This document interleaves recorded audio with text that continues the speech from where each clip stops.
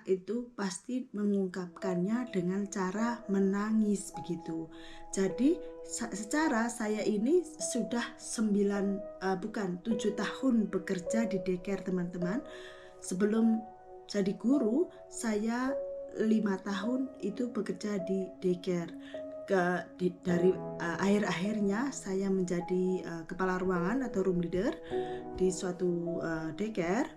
Kemudian setelah itu saya sekolah lagi untuk sebagai guru kindergarten atau guru TK. Jadi kalau guru TK itu harus sarjana, harus S1 teman-teman. Jadi di daycare itu mestinya, saya tidak tahu di Indonesia, kalau di sini daycare itu bukan penitipan anak, akan tetapi daycare di sini adalah early childhood education. Jadi pendidikan anak usia dini begitu.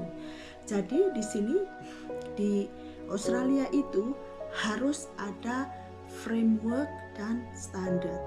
Framework itu adalah guideline, tuntunan yang fleksibel, akan tetapi seperti kurikulum, tuntunan kurikulum yang harus dicapai atau yang harus diterapkan dalam sekolah itu sendiri.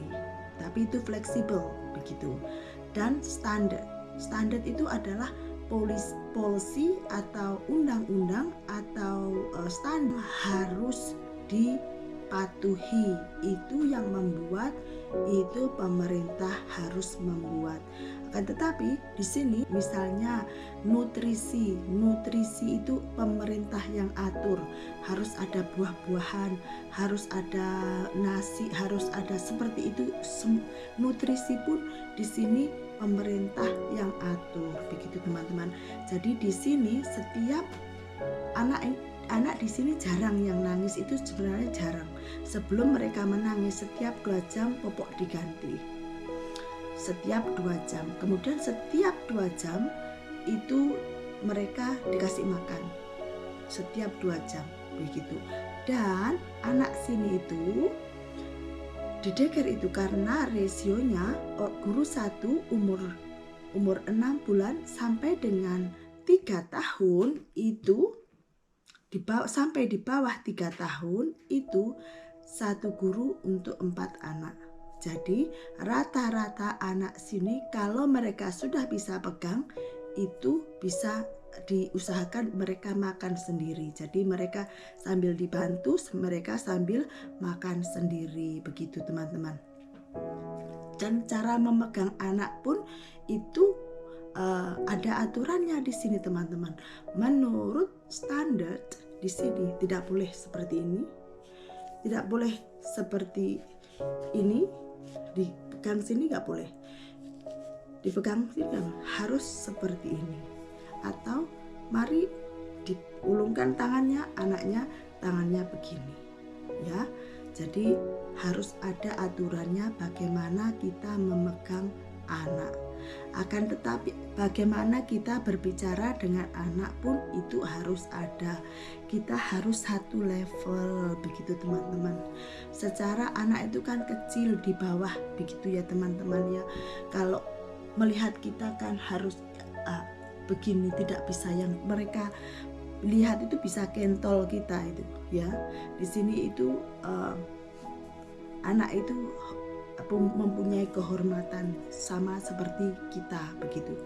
Kemudian ada pun undang-undang di sini relationship hubungan dengan anak, yaitu harus inclusion. Meskipun anak itu di sini tuh bedanya dengan Indonesia ya. Di sini meskipun mereka itu autistik tidak boleh dibeda-bedakan ya.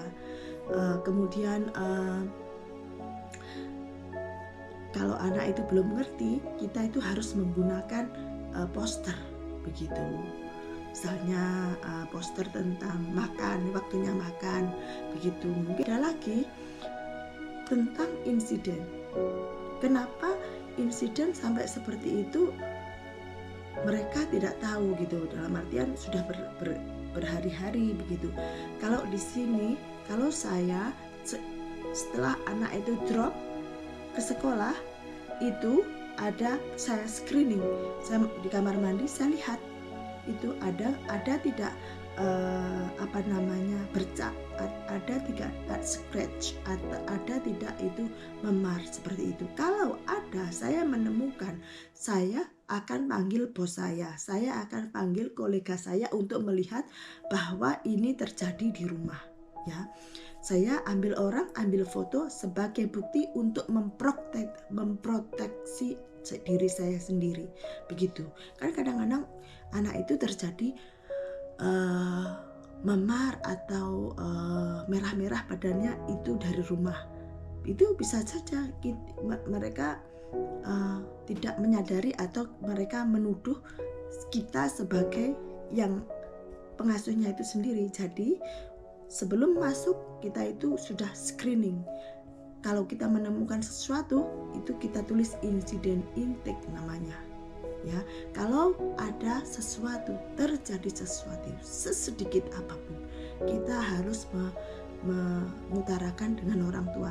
Apalagi kalau di sini, kalau di daerah kepala itu harus telepon orang tua. Di sini insiden itu banyak teman-teman, karena anak-anak itu di sini bermacam-macam tingkahnya. Ada yang menggigit, ada yang jatuh, ada yang begitulah.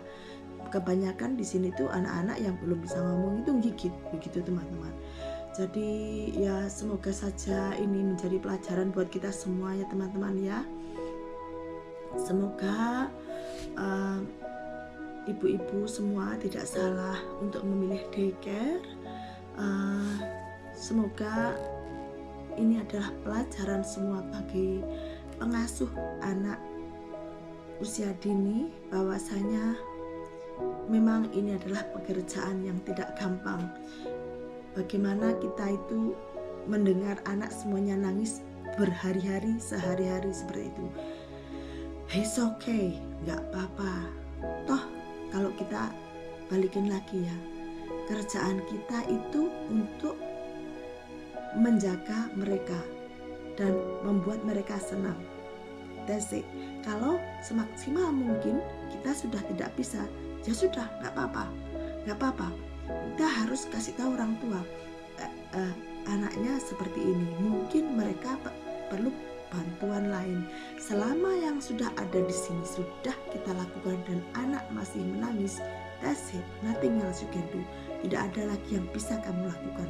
Dan kenapa diambil stres? Toh itu juga bukan anakmu. Kalaupun seperti itu, toh itu juga bukan anakmu. Nggak usah diambil hati. Sudah ditutup ke telinganya ya. Istighfar, ditutup telinganya. Begitulah teman-teman.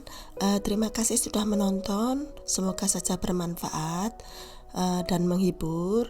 Wassalamualaikum warahmatullahi wabarakatuh. Sampai jumpa di vlog berikutnya. Assalamualaikum.